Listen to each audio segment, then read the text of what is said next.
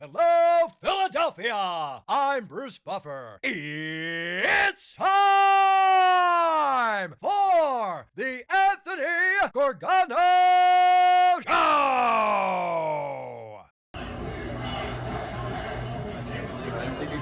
Oh my God, look at this. It came back. Oh, this is unbelievable. Beaver Stadium, Saturday. Big new kickoff. Oh my God. This is awesome. Look at this.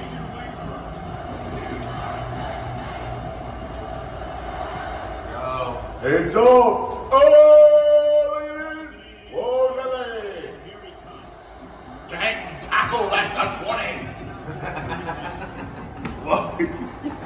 This is outrageous. Julian Fleming. Look at that. Is that a real town? God, this is awesome.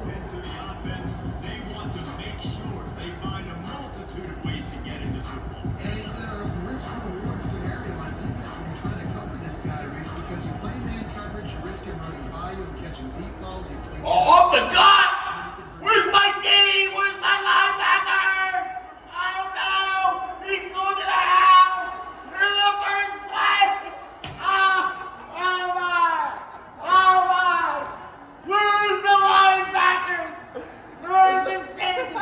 He explodes! Like Rosenfield. Oh my God! Wow.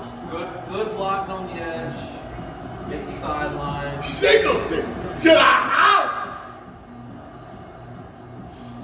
Start with the run. Oh my God, look at this. Penn State, the Knicks, we are. Oh my God, the Big Ten, that's just incredible. Look at this thing. Wait a minute, cuz we got 5 minutes to record. Come on, let's go. We gotta go. You know what? Do we have to do the show? Maybe we don't have to do the show. I just want to play this. This game is unbelievable. Unbelievable! It's back! Wow. Yeah, we that was just moments ago, right here at the Palatial Studios, right off of Spring Garden Street, Philadelphia, as we were looking at live Penn State, Nebraska. Oh my God. Good morning, everybody. Hopefully everybody's having a lovely summer heat wave day. This is the Anthony Gargano Show, and we're presented by TrueMark Financial Credit Union. Check out the credit union difference with TrueMark Credit Union. Check out TrueMark.com/PHLY. Stop into your local branch. Learn more about the credit union difference at TrueMark Financial today. Yeah, so the game dropped. We got the early download, and it was ready to go. JP and I we imbibed early this morning. It's an amazing thing. Like, you have to understand perspective. So when my first gift, like that video game kind of thing, there was a handheld gaming system, and it was a football game. It was made by Mattel. And there were 3 dots, and you would play the game, and it was like 3-on-3, and you were trying to get past the 3. You had the ball, and if the dot hit your dot, the whistle would blow, and it was so rudimentary. I think back to the early days of video games, and then that, which is incredible. The graphics, it's like, it's video that you're watching. I've seen the evolution of the player from a dot to like a stick figure to like, kind of like players, like they were almost like moving blocks, to that, which is unbelievable. Down to Reese Davis calling the game, and every little nuance from the Penn State Lion opening the gates, letting the players out before kickoff. Each stadium replicated in video form. It's unreal. It's just it's incredible. It's the coolest thing in the world. Really, the coolest thing in the world. So that is college football 25. It's out. I guess it drops on Friday. Some people got the early downloads, and it's amazing, man. It's got it. I can't wait. We can't wait to just go imbibe with it. I told my son Massimo, I go, dude, let's go football, college football. He started like, yeah, I'm in, Daddy. And I just felt like I was 11 years old, like him. Like, you know, it's the greatest. Speaking of being 11 and enjoying sports, and this is kind of what we do here at PHLY. When we look at sports, at ALLCITY for that matter, when we look at sports, we really focus on the fun and the joy of sports. And last night's home run derby was exactly that. It was funny. I had a buddy of mine who was in a text group who was saying how, oh, are you kidding me with this thing? Who's watching that? And I'm going, I like it. I think it was great. I love the format, right, where you get, you know, your finite amount of pitches, you get 3 minutes, and then you get the bonus round with the outs. And if you hit one that's over 425, you unlock the fourth out. It was great. And, you know, the fact is that we had Alec Boehm to root for, and he almost did it. He almost got to the final. And it was amazing because he had 5 pitches to go. And all he needed was 2 to win. He hits 1 to tie. Then he's got 2 swings at it. And he just, in regulation, he pulls one just down the line foul. And then it's the bonus round, and he just can't get anything. So then they go to the swing off. Teoscar, who goes on to win the Derby, against the Boehm. And Boehmer, it's funny, Teoscar hits 2, and you go, uh-oh, 2 out of 3. So Boehm's first one is short. Second one into the seats.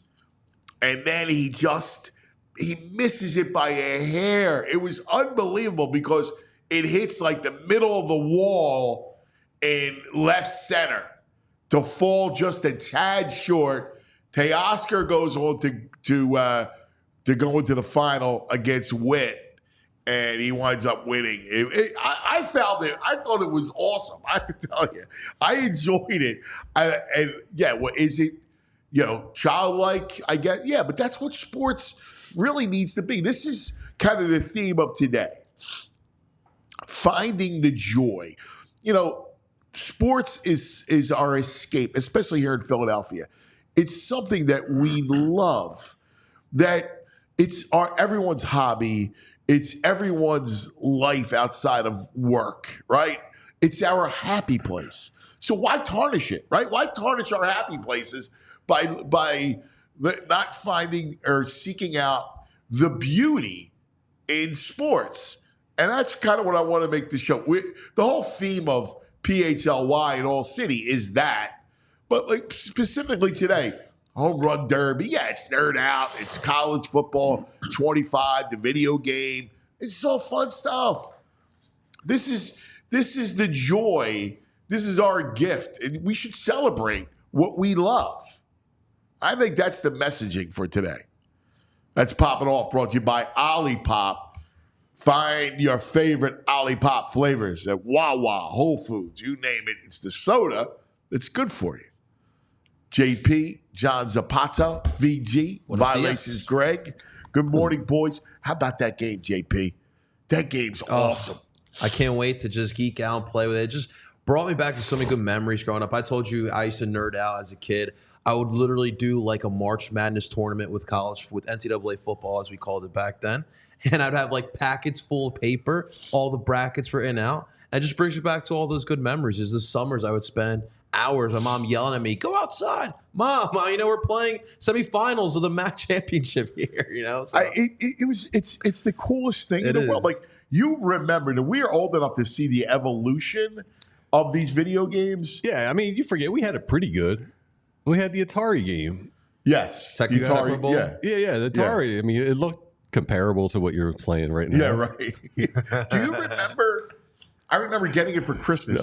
That was it. That's the Mattel one. Yeah. Oh my God. Wow. That's like what the it was. dots at the Dude, top. it was 3 dots. 3 dots. 3 dots. And then you realized. Then that was the big evolution of the Atari. Yeah. 3 blobs. Yeah. And like they went from dots to like blobs. Yeah. Blobs Right? with legs. Right. That's crazy. And it kind of moving. It was the coolest thing. And then when Madden first came out, it was amazing. Like I remember my group of friends. We used to go. So my buddy Boo was the first one to have him and Toots to have their own houses, right? Like and we would pile in over there, and we would all sit there, beers, and just there was the college football game, the original college football. We loved it, right? Like, and who would be Notre Dame? I used to always like Colorado. Who was the quarterback? Cordell Stewart? Cordell, yes. He Because was- you could make slash or Cordell. dash? Yeah, because you could make Cordell. You kind of go out in shotgun and then shimmy, and then dart out. And you could always grab some yards. He was such a mobile quarterback. That was me with Mike Vick, though, in Madden. Right. I used to do the same thing. Right. It was all the guys, and you'd pile in. Oh, and yeah. We'd stay up. Like, this is before everything was connected online, right? So we were always together, and there was always the beers, and you'd be there for hours and hours. We would do that in college. Like I went away in the dorms. We just have like 8 guys piled into a room and do an entire So season typical. or league in one night. Miss all the classes the next day. It's good times. I did the same, but me and my buddies would do NHL. But like something about the college football game, it's so much more enjoyable. I don't know if it's just the there's more teams, so you're more like parity. But like I remember thoroughly, I enjoyed that more than Madden. And Madden is fun, right? But like I think Madden, I liked it because I'd pick the Eagles. Right. We sophisticate the NFL. Yeah, play with the big players. The Madden, boom. Yeah. He'd give you those little things, But those what's fascinating- affectations. Yes. Fascinating about this game is they got the details right, like all the traditions. You They see didn't in get college all the football. details right. I saw the opening of the Temple game, and the Well, Temple's that's- never had that big a crowd. I mean, let's be honest here. Us Temple back fans in the can only Natty dream. days, VG. rule Yeah, days. one season. It's Right. fantasy, VG. We're all in this fantasy that we can sell out the link. One Who day. who in that? Who scored there? Was that you at Penn State? JP. Yeah. Man, Matty Rule might have to get that defense buttoned up. That's That not looking angle good. You might tackling. wanna put the Same- in with Spags. Speaking of which, how about the Chiefs? I just talked to them. The Chiefs started rookie camp today. Wow. So- Are they ahead of everybody? There's 7 other teams as well starting rookie camp throughout Yeah. the league. Wow. He said, damn, it came fast. Got to embrace it all. I was Yes. like, yeah, man, it's the best. And I read today, I like Fangio. Fangio's going to have them working out longer. They would do hour practices. It looks like they're going to go to like 2-hour practices now with Well, Fangio. He came in and was like, what is this nonsense? An hour You practice. talked about that, cuz. Yeah, it's funny because I had heard, and I think I brought up on the show that I had heard that was something that Sirianni was going to revisit, that they were not tough. I don't want to say tough because that gets overused, but they needed to just put more work in. Like they're always worried about injury, right? Like that's the biggest thing. So you're always worried about taxing players and that sort of thing. But they realized that they just needed to work more, and I think, and I love with Fangio coming in. Yeah, I think he's going to be. I think he's going to make a difference. Hey, I don't know if it's so much Sirianni's revisiting or Fangio's like, this ain't working. We're changing this up, dude. Well, he had said this even before that Fangio was hired. I was hearing that like there was going to be a whole new sea change when it came to how their approach. Because you remember, I mean, they barely hit. Yeah, if at all. They're barely in pads. Yeah. Right? No tackling. No. I mean, defense was more so you wanted them to see practice a little more come off-season time. You want to be well prepared for the year, and I'm definitely down with Vic Fangio making it more tough. It's so interesting when you compare and contrast it all. And Baldy's going to join us a little bit from Italy. Like he's going to be joining us Natalia. from Rome. So, but we talk about training camp and the evolution of training camp. And the fact that Andy Reid is one of the first to start, he does this every year. I was talking to Steve Spagnuolo about this. Like he's such a creature of habit that every year is the same. He starts right around the same time. they go away. And I remember his early camps. As much as he was always a player-friendly coach, his players loved him. But he ran a tough camp. Before the rules changed and the Players Association really kind of came in and ripped apart what training camp looked like. Because the Players Association changed consecutive work days, two-a-days. Andy would have two-a-days every day for like whatever it was, 6 straight days. Then they would give off special teams. Yeah. And then like 2.5 weeks into it, he would give them a day off. You know, he would manage it where he would sit certain veterans. But it was hot, and they were in pads, and they were doing it twice a day. It was no joke. Does he still do that with the Chiefs? That tough camp? You can't. The tough Players is it now? Association changed all that stuff. So there's a limit to how many days you can run your practice in a row without giving guys days off. There's a limit on the two-a-day thing and how you can work on special teams in the afternoon. Yeah. There's a whole new set of rules that came about a couple years ago. I'm only curious because obviously Chiefs, look, they're a veteran bunch. Andy has to trust his guys over there. So I'm just curious, like, how tough of those camps are when you have a team that you can trust like them. Yeah, he always trusted veterans, right? But you also needed to. He also knew that you needed to get those guys in some sort of football shape, right? Like every coach will tell, like especially those older coaches, they'll all talk about calluses, like building calluses. Like the last thing you want is to start the season without any calluses when it came to tackling. Blocking and tackling, right? The physical nature of it. You got to build up that hit thing. You got to feel it, right? Like you got to feel it a few times. The Eagles team definitely needs to build that up. Who is the guy Andy destroyed working the sled? Hegeman. No, that's it. Hegeman. So there's a legendary scene where Hegeman, George Hegeman, he was an offensive lineman, and he made he basically made him an example. Okay. And it was done on purpose because he had just taken over and he had Hegeman push the sled. Okay. And then he wound up cutting him. Yeah. You remember that? Yeah, after he was like a little bit of a veteran. You're buying in. Because if you're a new coach, you got to come in. You got to, not lay the law down, but you have to establish what you want your culture to be. Right. And the Eagles' culture was not good under Ray Rhodes. Ray was a great dude. He was a defensive coordinator, and he really was. Some guys are meant to be assistant coaches and coordinators, right? And that was Ray Rhodes. Well, was he with the Bill? Was he the Bill Walsh coaching tree?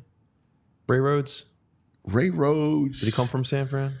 They were all. Because I remember Laurie was very enamored with that. Yeah, that they team were was built. all. They were all from that one tree. But Ray, the thing with Ray was he was such a player's guy.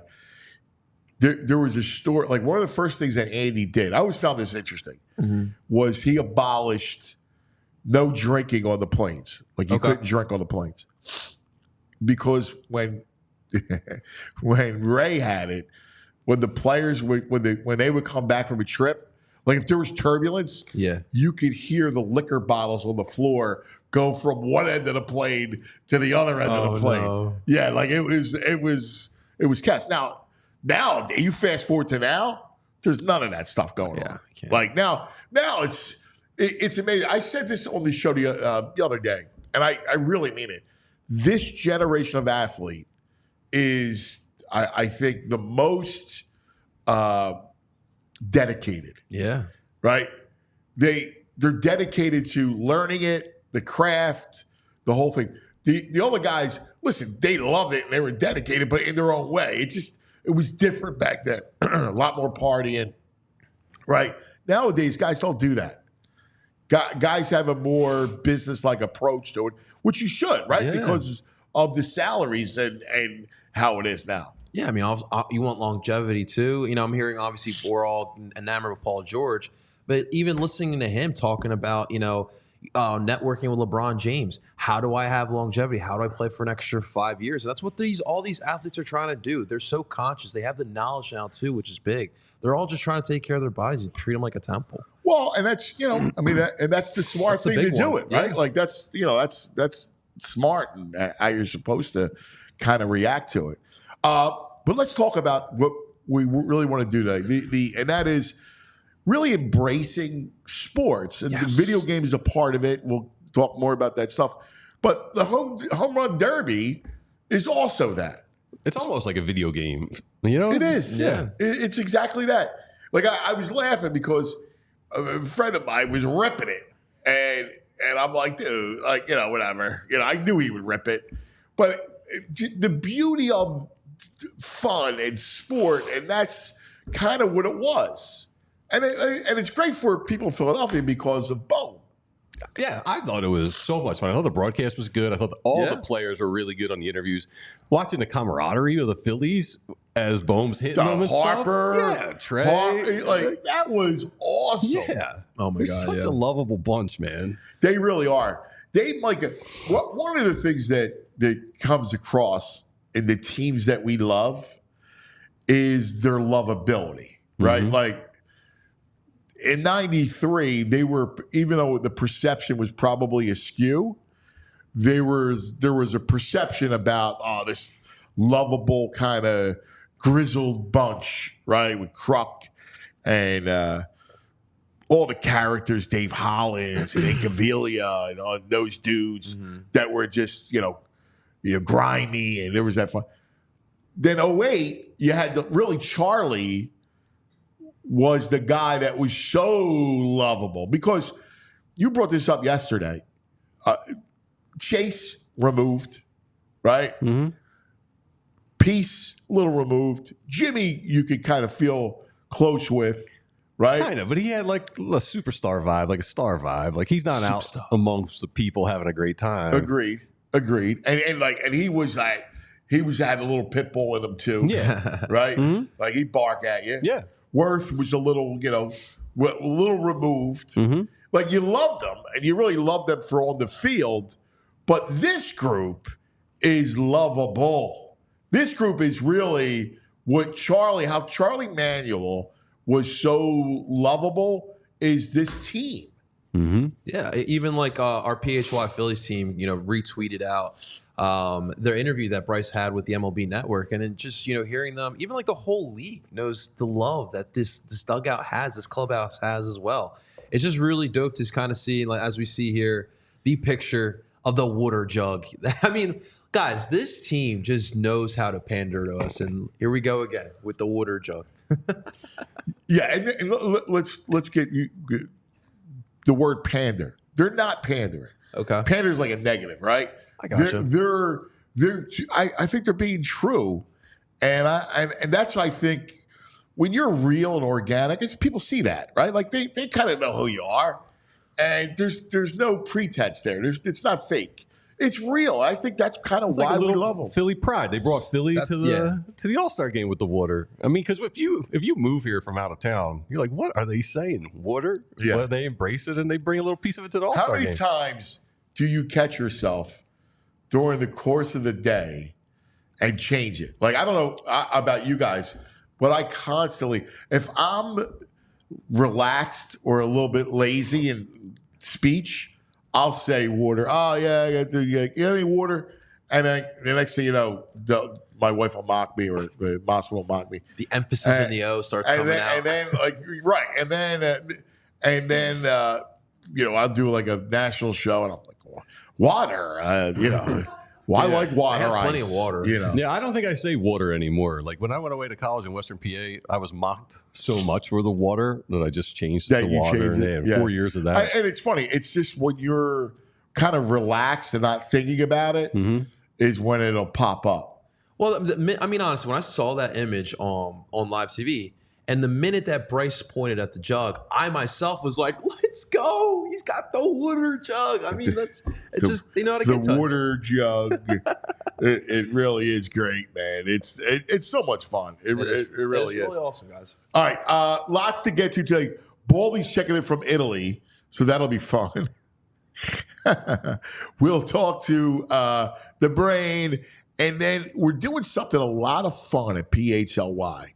And that is we have put together the ultimate collection of the top 25 memorable games in Philadelphia dating back to 1980. We didn't want to predate 1980. So we go back to 1980, and it's the top 25 most memorable games. And we're announcing them 5 every day this week. Friday on the show, we'll unveil the top 5. But I want to dive into 15 to 25 a little bit later on today. But let me tell you about, speaking of Philadelphia, and something that's Philadelphian, Primo Hoagies. It doesn't get more Philadelphian than Primo Hoagies. The incredible sandwiches, that amazing Primo Hoagie piled high on that seeded roll, baked fresh in stores every couple hours. Everybody loves Primos, right? Especially, it's going to be hot, scalder today, right? Scalding hot today. 100, it's going to feel like 110. Nobody wants to cook, all right? It's a perfect Primo day. A nice, kind of crisp, chilled hoagie. That'll do the ticket today, man. And they have whatever you like. You like the Italian, turkey, ham, whatever. In my house, we have all discerning tastes. I like some heat, so I'm all about the Diablo. It's the greatest. So make sure today is a Primo day. Become a Primo Rewards member, and you get all kinds of good benefits and $1 off Primo-sized hoagies, which you really want to check out, man. PrimoHoagies.com is where you go. Find the locations. There's 100 around the area. Check it out. PrimoHoagies.com. You'll say what I always say. It's not just a hoagie, it's a Primo. All right, guys. Well, let's talk real quick about money, financing, and with our friends over at TrueMark Financial, guys. Look, I know in today's day and age, we're all worried about financing, and trust me, we're all in the same boat right now. Everyone is feeling what's been going on. So, guys, you want to make sure that you keep your finances in check, and there's nothing better than keeping finance check than with TrueMark Financial, guys. Budget for kids' sports activities with TrueMark Financial's money management tool in their online banking and mobile app. Managing family finances includes budgeting for kids' sports league. Create a separate budget category for sports expenses to track costs effectively. Involve your kids in budget discussions to teach them financial responsibility. Guys, no age is too young. Extremely important to start at a young age. And with TrueMark Financial, and especially with their money management tools, it makes it much easier to get your young ones started with financial responsibility. If you're going on a away trip, like myself, we love traveling with the Birds, with any of our Philly sports teams.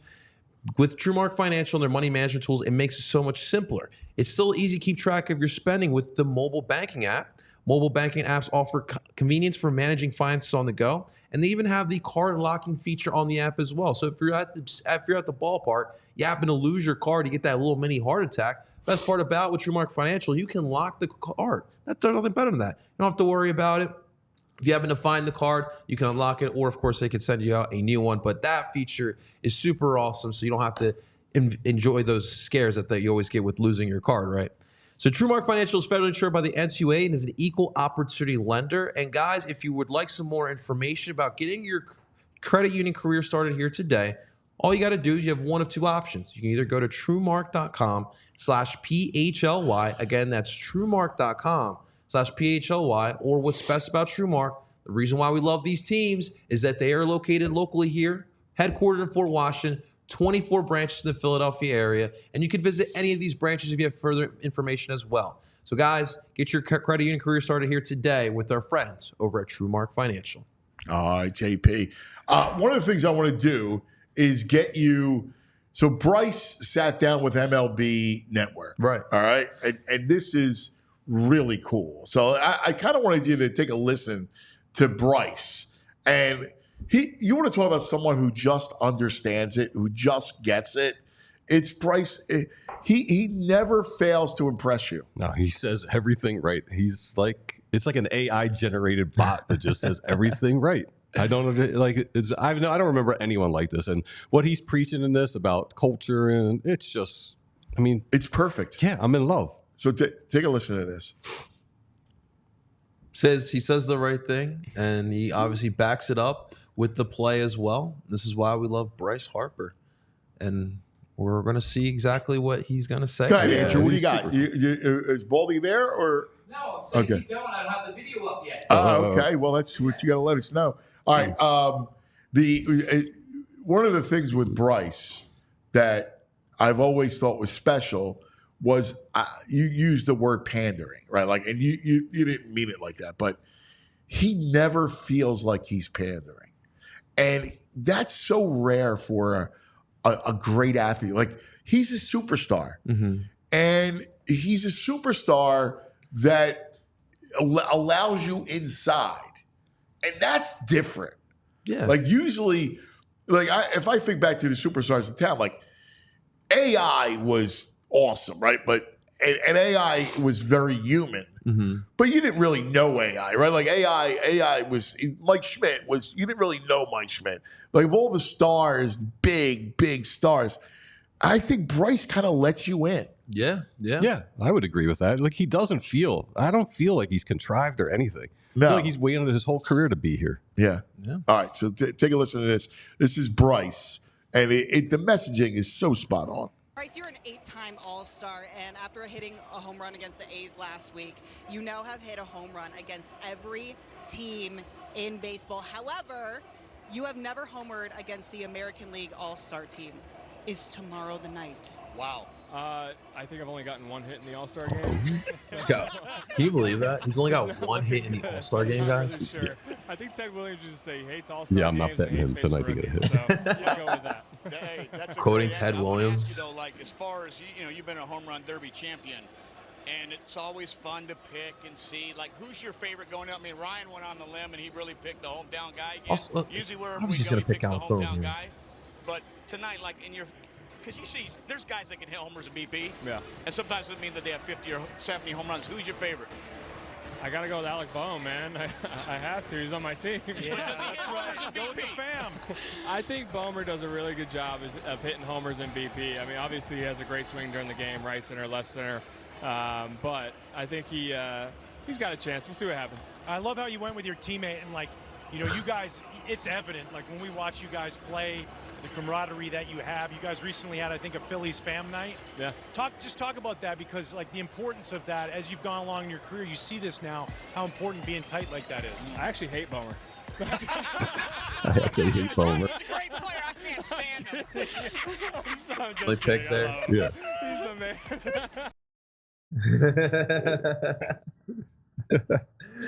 That was a good clip, man. I loved it. Those guys are great. I loved it. I think that sort of thing is so real. Like, Phillies fam night. Like, he believes in it. Yeah. And everyone in the dugout, he wants them part of the family. Even if they don't want to go out to dinner, no, you're coming out to dinner and you're going to feel these vibes. You're going to be loved on by this family. And it's really what it is. They've created such a family. And that's huge. That's why they've had so much success this season. And, like, at the end of that, they talk about they go out for team dinners. Yeah. And like he says, either him, Trey, Schwarber pick up the bill because they're the ones making the cash, basically. Well, which is awesome. But also, it's funny because they all live in the same area, like toward Haddonfield. And people will tell you that when they, who's got young kids and they get together, they're all together. Right. Always. And that's a rarity where guys hang out together, right? Like, when we think about teams, you don't see that. Like, that was more indicative back in the day. If you remember, like, the Flyers. Yeah. They would go Flyers out for sure. The Eagles. I remember, like, the 2000 Eagles. They would do a party every Monday night, and it was on Front and Chestnut, and I'll never forget. Was it? It was an Italian restaurant. Oh, what's the Italian restaurant? It was an Italian restaurant. Positano Coast. No, it was right on Front and Chestnut, and Panorama. No, and they would do a party, and Brian Mitchell, B. Mitch used to host it, and it was like a players only party. Okay. And I remember I used to go with them because I used to do shows. B. Mitch and I did a show together. Okay. So I used to go and hang out with them, and it was always a lot. It was like they were they hung out together, and I do think little things like that matter. No, for sure. Everyone like, kind of like poo-poos it, but like, guys, that's having that good chemistry, especially like being a pro athlete. It's not easy. Playing a pro sports, it's not easy. Things are going to get tough. So having that camaraderie during tough moments, when you're batting is not up to where it needs to be. Having that guy in that dugout to kind of push you through it, that's important. Yeah. Camaraderie is big. It is. And, it's funny. It's like anybody that comes in that's new, they automatically embrace. Like, I haven't been in a lot of clubhouses, right? Like, because I used to cover these teams and be on the road, and I was in New York, and it was, if you walked into a major league clubhouse, there would be, on one side you'd have the Latin players, on another side you'd have the religious players, right? They call them the God Squatters, right? And then another, and you had the cliques. So you had maybe some pitchers, some other guys, African American players, and there was always like a division, right, among the guys, and you don't see that. No. And that's what I think is really sticks out to me. Well, even last night we saw the clips. Obviously, you have players hanging out there on the side. And you see our guys all together, all rooting on Alec Bohm. It's big Alec Bohm guys. You could clearly tell on the night, even like a guy like Christopher Sanchez, where, listen, Christopher Sanchez obviously is Latino, obviously doesn't speak the most English as well. But those guys, that's their guy as well. It's been a lot of fun watching. Yeah, it's a blast. All right, we got a treat for you, because the beauty of this technology is it might fail sometimes, but other times we get to go across the pond and we get to see our dear friend in Rome, Italy. Roma. Of course, we're talking about Baldi.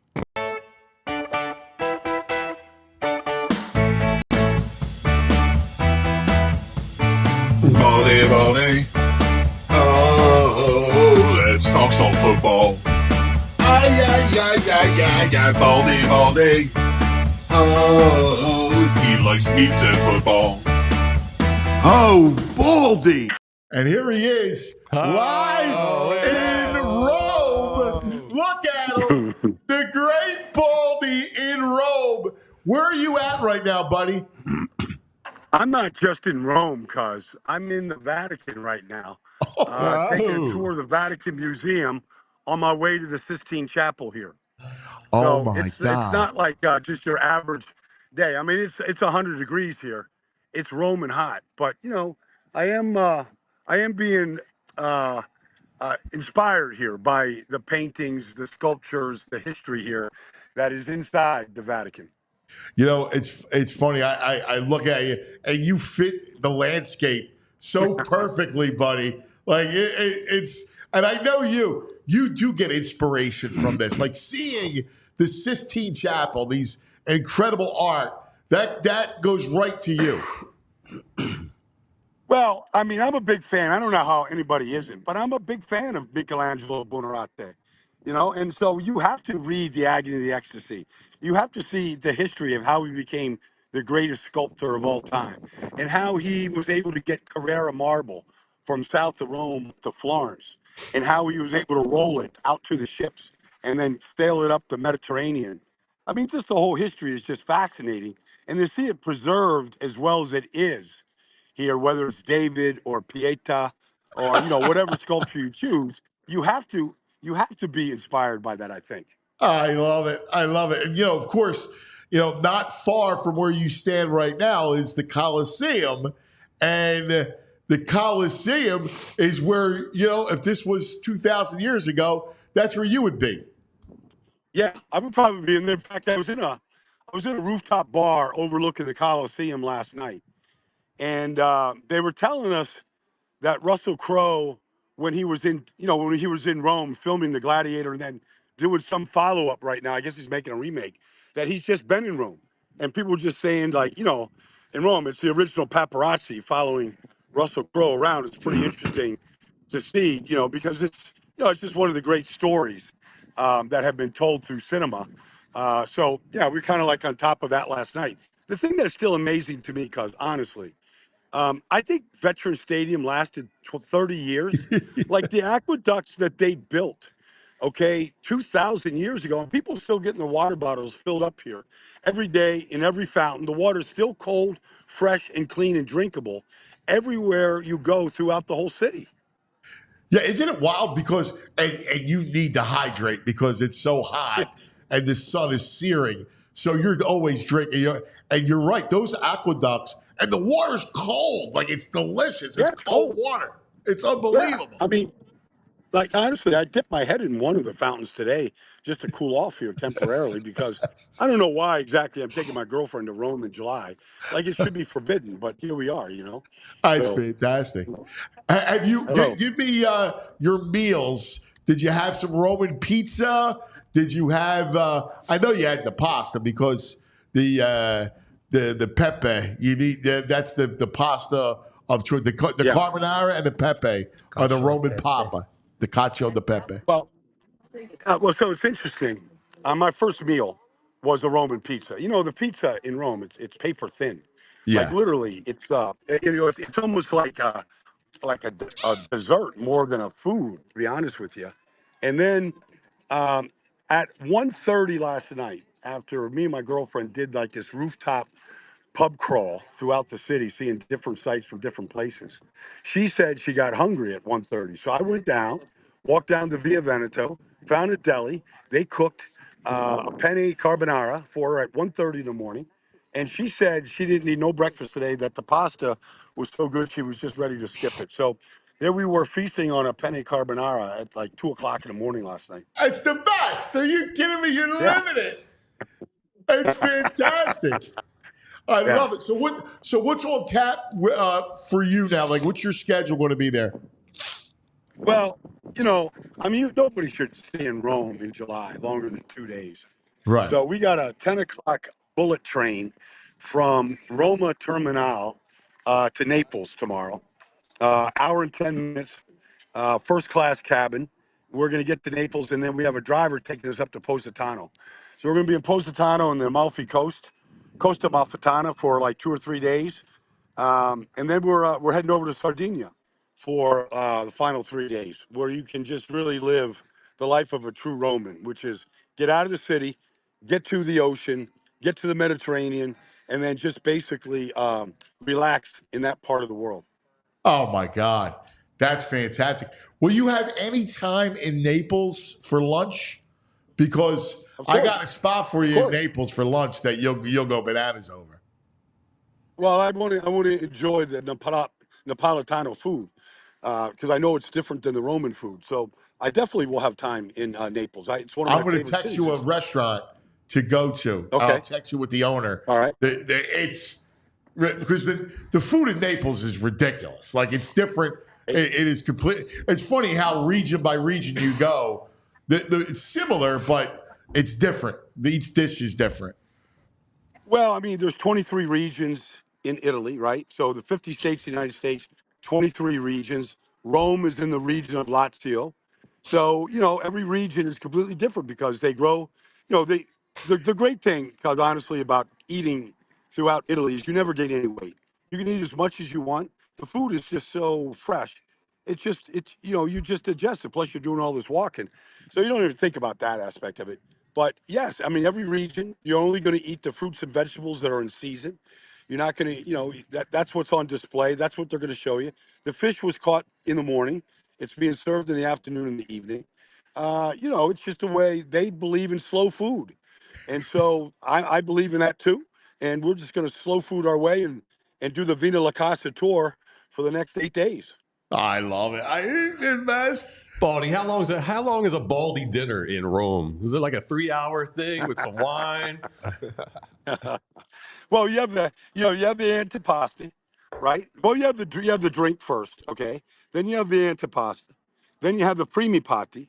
Then you have the secunda patti, and then you have la dolce, and then you have the drinks afterwards to make sure everything digests well. So, you know, I'm looking for, you know, the freshest limoncello, the best grappa, you know, to wind things down. So yes, Nice. it's every bit of 3 hours. Nice. And the good thing is the Romans aren't chasing you off your table.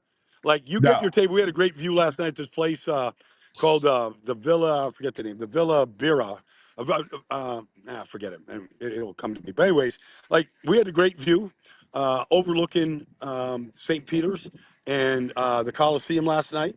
And I don't know how long we were up there. I mean, probably 2.5 hours before we decided to head to the next spot. So yeah, I mean, you got to take your time doing this. I mean, a man of your stature when you're there, do they think you're there for Gladiator 2? They've been wanting to take some photos with me, some photo Nice. ops, a little flex, and I just give them the finger. I just give them the pinky finger. Let them know that was from a real gladiator war. That's the price you pay from getting inside the stage right there and taking on the big lions, which I would have no fear of. Like I kind of know how. I think I know what my strategy is going to I be. think you could to fight. Yeah, survive. what would your strategy be against a lion or a tiger? Well, I'm going to the belly of the beast. Like I'm not staying on the perimeter and letting those claws and teeth get to me. I'm charging. It's like a Tyson charge. Yeah. Like I'm going right to the Got to belly go of the inside. lion. I'm going inside it. I'm going like Joe Frazier. I'm just going inside to get all my body shots I can in. Well, listen, if you're going up against Reggie White, right? You got to go in. You got to try to trap him inside. Like you didn't want him to go around the perimeter on you. No. Like listen, I mean, I still tell people the only way to block Reggie is to basically short set him and run block him every play and get your grips on him and then just hang on for dear life. But Yeah. if you set like he was just another defensive end this league, I mean, you got lifted into the middle next week. You got thrown off the screen. And, you were the butt of somebody's joke the next week. You'll love this. I talked to Spags this morning. They started rookie camp. Their eight teams are underway today, including the Chiefs, Baldy. It's on. Oh, it's on because I timed this trip, so I'm coming back on the 23rd. I start my training camp tour on the 26th. Like I know it off the top of my head right now. I know I'll be with the Jets, Cincinnati, Cleveland. I go down to Tampa, come up for the Hall of Fame game in Canton. Head to Buffalo, head to the New York Giants. I'll be with the Eagles, and then I'm going out west for some of these scrimmages with the 49ers, with the Raiders. After the first preseason game. So I think I got 13 tour stops in me right now, plus whatever else I can find on my own. I love it. I love it. Hey, Baldy, the town's a little up in arms with the ESPN did a ranking with 80 executive scouts. They do not have Jalen Hurts as a top 10 quarterback. Would you agree with that? Well, I would agree the way he finished the season that he's not a top 10 quarterback. You would put C.J. Stroud above him, but he's got everything it takes right now to go right back into the top 10. I mean, he's got a new coordinator. He's got, he's got a top flight running back. He's got a great offensive line in front of him, a healthy offensive line. Nobody had any injuries to have to deal with in the offseason. And he's got a receiving core that's as good as anybody. If you look at, Dallas, if you look at, Devontae, if you look at AJ, I mean, that's as good a three as there is in this league. So it's on him right now to go, get back into the top 10 and earn that spot. Yeah, I actually think it's good for him. Like, it's actually a perfect thing for him. Like, hey, you know what? They don't have these in top 10, Jalen. Go prove it. Go prove them wrong. Exactly. Yeah, look, he got his bag last year. More power to him. He was, at that time, I think he was the highest paid quarterback in the league. It changed quickly thereafter. Lamar, Joe Burrow, the guys that got paid. But that's all right. Like they're paying him to be a franchise quarterback. And I never believe in any given year, that there's more than 10 of them. So, at most there's 10. Guys that you could just put the ball in their hands with 90 seconds to go, no matter where you're at in the field, and they can come down and beat you. Mahomes does it, whenever he has to do it, he does it. And he's done it in Super Bowl games. And so that's the challenge right now of Jalen, is to be a franchise quarterback. Play like one, put the ball in your hands, game on the line, go finish the deal. And that's how you sustain that conversation throughout the offseason, year in, year out. Hey, brother, do us a favor. Show us your surroundings as we bid you. So like you can see right behind me right here. I mean, this is this the world globe right behind us right Go here, full screen, Andy. inside the Vatican Museum, is one of the great art pieces in all the world, right? So, this Look at spins right that. around the building. You see, of course, the big pineapple cone that was found at the Colosseum. They moved it right here into the Wow. Vatican. Works of art. Yeah, I mean, it's stunning, really stunning. Well, pineapples in the So that's Vatican. just, Oh, my God. Look at that. That's a, hey, and get one more pan because we got you full screen. One more pan around. Well, I mean, look at this. what would any tour of Rome be without the great Julius Caesar right behind us? Right Oh, there? look at that. Yeah, That is fabulous. yeah. Oh, my God. So, Look at anyways, that. Searing. Call him Saint Baldy in the the sun comments. is intense. Yeah, Yeah. we're gonna end up in the Sistine Chapel here. We're gonna go into St. Peter's. I might go to the top of the dome. I don't know if my girlfriend wants to climb the 583 steps to get there, but I'm gonna go pay my respects to Nero and Julius and all the great leaders of the Roman culture. I'm gonna go pay my respects from the top of the cupola. Well, in another life, that was you, buddy. You were there in a past life. We love I you, feel like brother. I'm a descendant in some ways, cuz I appreciate you having me on. I didn't know how this technology is going to work inside here. There's no Wi-Fi, but it looked like it worked pretty good. It's Like great. I hear you, you hear me. That's fantastic. Oh my God, it's fantastic! And we see it, like you feel like you're there. It's so cool, man. You're the greatest, brother. We love you. All right, we might have to check in one more time at the end of your trip. Okay? I'm going to do it from a Zodiac boat in Sardinia on the water, cuz probably like next Sunday or Monday for sure. That sounds like a plan. We love you, All brother. right, Be let's do safe it. out there, right? Thank you, Enjoy man. yourself. Thanks, buddy. I'll do that. There he is, the great Baldy. How about that? Is that awesome? The Lions got no chance in that matchup. Yeah. Because you can see, right? Yeah. Like he's already doing it. Let me go inside, and he'd rush the lion. Yeah. Grab random shoulder pads. Right? Yeah. Hold the jaws shut, get inside the claws, and wrestle. Just toss it around. I'm actually surprised he's not like carrying his girlfriend up those 580 steps. He's carrying her like a log. He really is. He's the greatest. Greatest. He is. He is a true treasure. This portion of the show is brought to you by the Bet Park Sportsbook and Casino app. And as always, it's the brain right around this. Brain. Red, the brain finder. Good morning, Brain. The only person who travels more than you is Baldy, who is in ancient Rome. I got to tell you, it's funny. I watched this segment. It was great. It made me really say, I want to go there like now. Like I'm not, this is not a joke. I'm like thinking to myself, can I fit it in my schedule? Because and just, again, I love Italy. I mean, I know, Anthony, you know that way better than me, but I just, probably my favorite, actually not probably, it is my favorite place I've been. It's just an incredible, for anyone watching who has never had the opportunity to go, look, forget taking your kids to Disneyland, go to Italy. I think it's a much more rewarding trip in every possible way. I think it's the best, again, my favorite place. It was incredible. There is my happy place, and someday I just want to go there and live there. And it's a little town. It's called Vieste, and it's in Puglia, and it overlooks the Adriatic. It's right on the Adriatic, and it's an ancient port city, and it's the people are the warmest in the world. They embrace you. Everything, the life is they just know how to live. It's stress free. It's modest.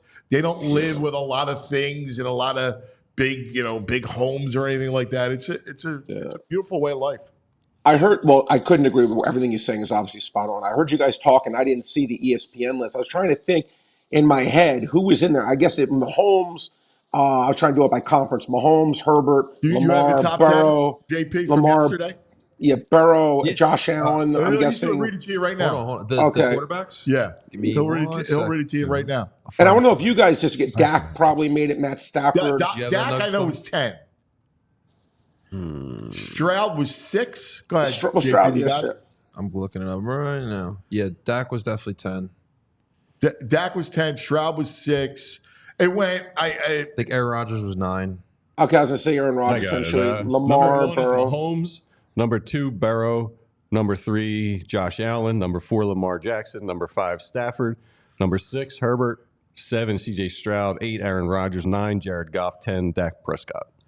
And listen, I don't think you can really argue. The only one that is interesting, Brad, I'm curious of what you think, is Herbert, right? Because Herbert hasn't done it, right? Like Herbert's been a disappointment. We all love his arm, but he's the only one I would look at and go, because the way Stroud played last year, he deserves to be up there. Look, actually, I'm a big Herbert fan, and I think part of his lack of success has been honestly just the coaching and variables around the team. His actual talent level, I think, is right there. Anyway, look, those were the exact names I had on the list. Who I think probably would have been ahead of him. So, I mean, listen, you can argue him probably as high as 7 or 8 and probably as low as 11, 12, right? I mean, that's probably, it's not unreasonable. Listen, the way he played last year, let's be fair about it. I mean, let's be fair about it. He was not top 10. I mean, no, not his mom would have put him in the top 10. Okay. He wasn't even close to a top 10 quarterback last year. So you say to yourself, okay, his data of work the year before he was, was MVP candidate, and was incredible the year they went to the Super Bowl, which is more, but that was 2 years ago. Last year's data, he was, again, I can ask you a million times, I go, what's going on here? Just something seemed really off with him all year. And again, I don't know if it was structurally with the coaching or if it was just, he was so injured. It seemed like he got hurt and he just never was he was never that player he was the year before. The best way I could put it is when he went back to pass last year, I just didn't feel like, okay, this is going to work out good. As opposed to the year before, I was like, whether he's running it, passing it, you're not stopping this guy. And again, I still think, Anthony, his Super Bowl performance, besides the one play where he fumbled, where they got the touchdown, was as good as any Super Bowl performance I've seen. It was. And so in big games, he came up good. And I don't know. I thought it was an interesting list. But we did ours. So we did this probably about a month ago, and we went through how we would rank them. I think I had him 12 or 13. Yeah. Okay. Yeah. Like I had him 12, right? And again, that was just purely based off of last year. And listen, I think it's good for him because I think, he can look at it and go, all right, now I know I can get back into the top 10, that he is a top 10 talent, but you got to do it. You just got to play better. Fundamentally, he was not good the second half of the season. I got to ask a question, Anthony. Again, and I do think coaching was a big part of it. Well, I'm very curious in this because the one thing, and again, you have a way better pulse than anyone in the world. I could probably ask about this. Like when I think of Jalen Hurts and everyone, you guys sitting down there, the one thing we heard coming out of Alabama and Oklahoma, right, was best leader, best teammate, great intangibles, right, like through the chart, through the off the roof, so to speak. It seemed, and again, I don't pretend to know, but it seemed like last year he didn't seem to have whatever it was, that same leadership following, or in the way he didn't seem to stand behind the coaches. It seemed like it was more like me versus I'm not trying to talk about something I don't know your read is spot on. You talk to people close to them, and they'll tell you that they expect more out of Jalen, that he was withdrawn, that he was a little aloof, that he needs to get back to a little bit more. Now, he's never been this charismatic figure, right? I understand that. But you're correct in what he was always coach's kid, right? Yeah. All those good things that you love, and he does need to get back to that. Well, the thing that makes athletes the best, Anthony, forgetting anything else, like you could take the number 5 starter in baseball and they'll throw a gem every 5 games. For the 4 games, they may stink, but every 5 games are going to be great. What makes any athlete great, because they all have it in to be great in one game. Look, who was the guy who scored 50 points off the bench for the Pistons? I forget who it was, but that happened. There was some random guy like last year at the end of the year scored 50 off the bench. He'd never scored more than Malachi Flynn. Okay, Malachi Flynn scored 50 points off the bench. The guy never scored more than 8 points a game. My point being is what makes any athlete great to me is consistency. And that is in leadership too, right? It can't just be like 1 year, 1 day when things are going your way, everything's kumbaya and you're great. And I'm not saying Jalen Hurts isn't an amazing leader. He's had the most amazing reputation. But it is consistency 365 days a year, performance, leadership, everything. That's what separates the good players from the great, the mediocre from the good. You know what I'm saying? Is that consistency day in, day out, which is hard to do. You know, that's why, because if everyone could do it, everyone would be great. It's the consistency. Yeah, no, spot on. I have something I want to go with you. Yep. The running back stats. Now, I know that normally you it's always under and because of injuries and everything, but let's look at it more from a handicap, like a spot. Can they do it? So I have the over-unders for a lot of the running backs. So let's go and keep it local. Sure. And go with Saquon. So Saquon is, here you go. Over-under rushing yards, 1,050. That's about what I thought. I would have thought between 1,000 and 1,050. Here's the thing, Anthony, and I have the data on this. I actually should send it over to you. I have the data from last year, the year before, the year before, the year before. Every year it's been in 60+%, around 62, 63%, 64%. Just blindly playing the unders, you win. You don't need. You could take your dog, have your dog put in the bet. Okay, your dog's gonna win. Okay, like you don't need any talent. You just have to just put in the unders blindly. You're going to win, and the reason being, it's the NFL. Injuries do happen, but I get what you're saying is just forgetting the injury factor, which I can't do. I had to say that because I don't want people losing money on my advice. I take it very personally. But if Saquon stays healthy, 17, doing quick math, that's probably about 60 yards a game he needs to get or whatnot. Can he do that? Sure. I mean, listen, you would hope he could. I mean, if he doesn't get injured, I would think there's no way he wouldn't if he stays healthy. But again, you're betting on Saquon Barkley to probably have to play at least 15 games, and running back's a tough freaking position. But he certainly has the ability to do it. But it's just, as I said, inherently speaking, Anthony, I can never take an over of 1,000 yards. I just can't do it. Saquon rushing touchdowns, 7.5. 7.5? Oh, okay, yeah. Well, it's interesting. You have the tush push, right? And listen, Anthony, will they continue? If I was the Eagles, I would always do that tush push at the 1 yard line. To me, it's the greatest play in the history of sports. And there's never been a more undefeated, successful play that I've seen, right? So I would keep doing what they do because to me, it's like, why risk 3rd and 1s when the running back gets it probably maybe 62% of the time versus 96% of the time. So I would probably lean under there because I would say there's no reason for me why they would stop doing the tush push.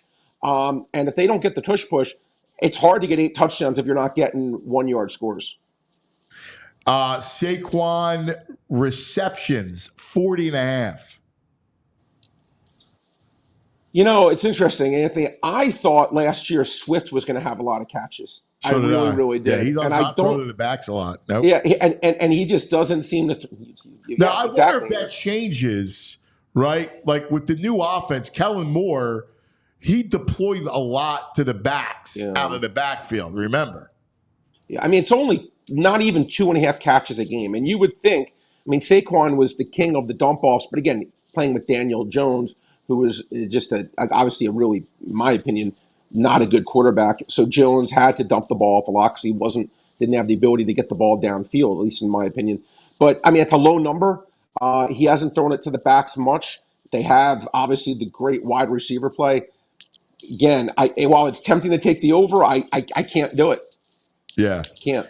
And then 325.5 receiving yards, 2.5 receiving touchdowns. He can't get 3 receiving touchdowns during the course of the year? Well, I'll tell you what's interesting, actually. You said 325 yards, 40 catches.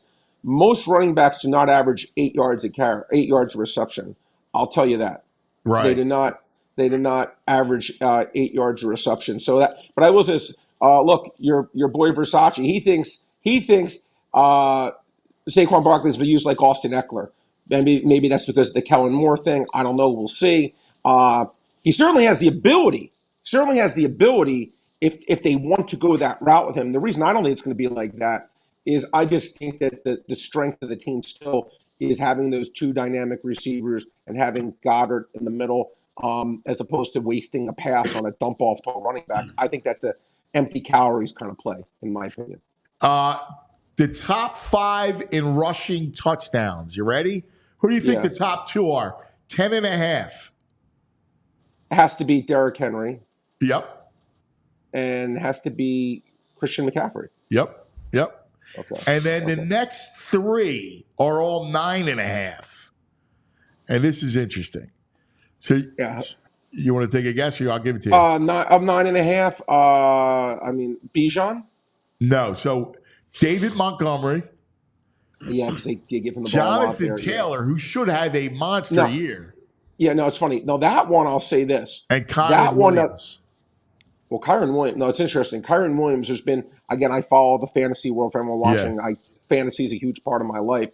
Kyron Williams, interesting. He's been hurt, okay? And there's been a lot of, like, you know what I'm saying, when there's smoke, there's fire. But a lot of, like, talk that he's not going to be healthy. And listen, anytime you have a Michigan man behind you, Blake Corum has been getting a lot of publicity that like last year, McVay hyped up Kyron Williams quite a bit. And look what happened. This year, he's doing the same thing with Blake Corum, saying he's been their best rookie, most productive rookie. I would maybe look to fade the Kyron Williams thing, because if he's not healthy, it's going to be hard to get 10 touchdowns, in my opinion. Again, always looking unders here, just because, again, it takes a lot of things to get double-digit touchdowns. Who was the person you said, Anthony, right before Kyron Williams? It was Jonathan Taylor.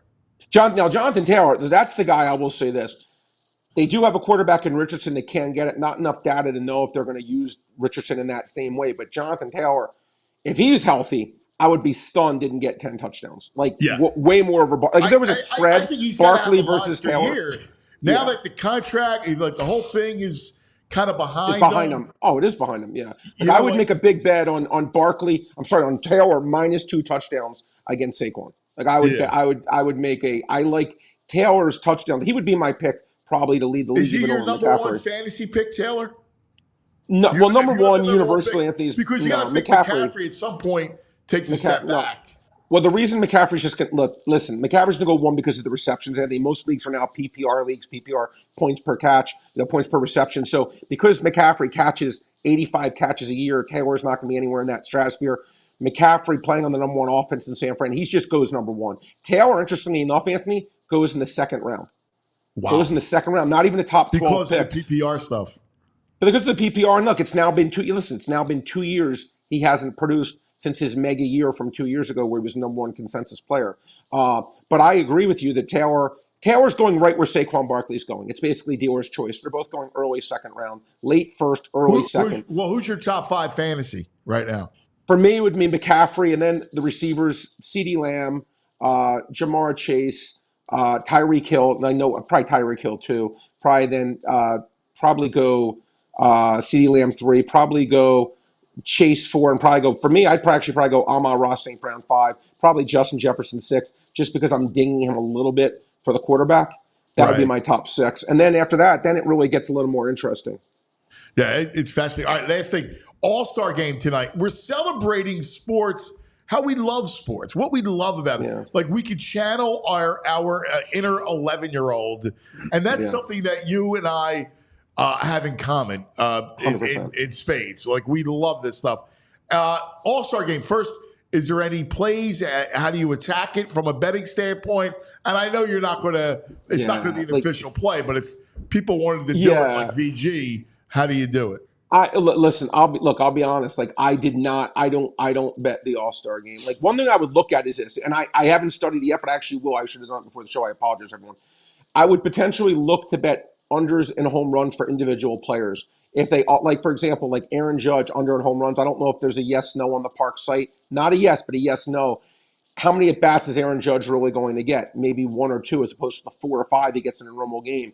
If they price that, because I remember there was a year where the no was -400, and I actually bet the no and I lost. He actually did hit a home run. But I remember thinking to myself, how is he going to 4-1 no if he's only going to get 1 at bat, maybe 2? It should be like 8-1, and he hit 1 in this 1 at bat. Okay, it happens. I mean, look, it's a great player, but I would maybe look at the no's for the home runs, if they do offer that. I'm not sure if Parks offers that or not, a yes, no for home runs. But I would look at the no's knowing that each person's at bats will be extremely limited. They try to get everyone in on these games. It's like a little league game, right? You want the participation trophy.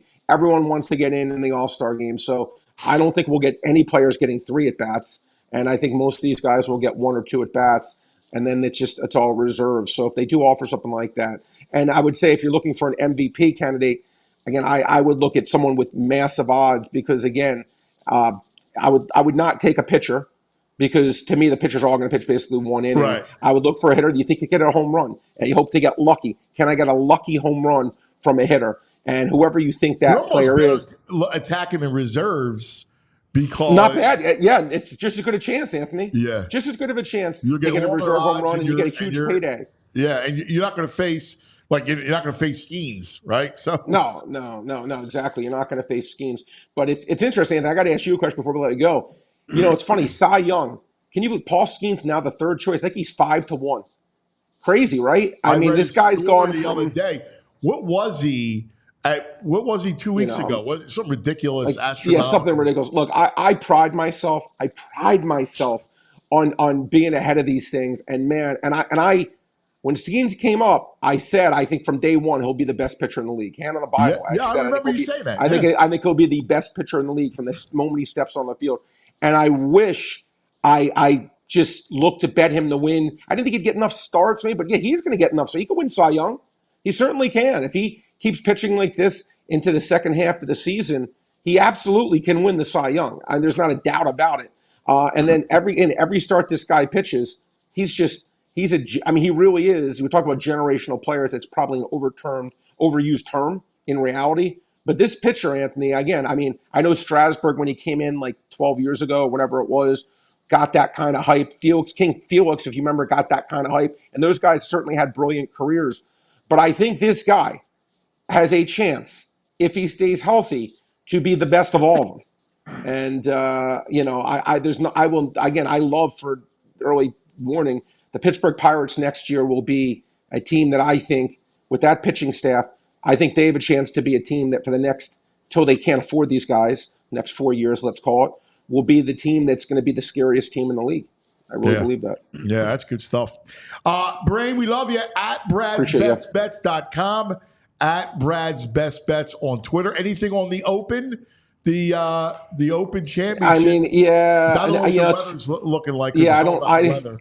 Yeah, it is all about the weather. I mean, listen, Anthony, it's hard. It's hard to fade Scotty Scheffler to me. I don't know about you. I mean, but he's, but that is an interesting tournament because of the weather. Like it's always so dependent on I'm not going to take Scheffler because of the weather. Like I feel like that's a tournament where if you're looking for a needle in the haystack kind of guy. Like the girl who won Wimbledon was 100-1, right? That doesn't happen in Wimbledon very often. But in golf, the Open to me is a very open tournament. Like, and I really mean that. I think a ton of guys would win.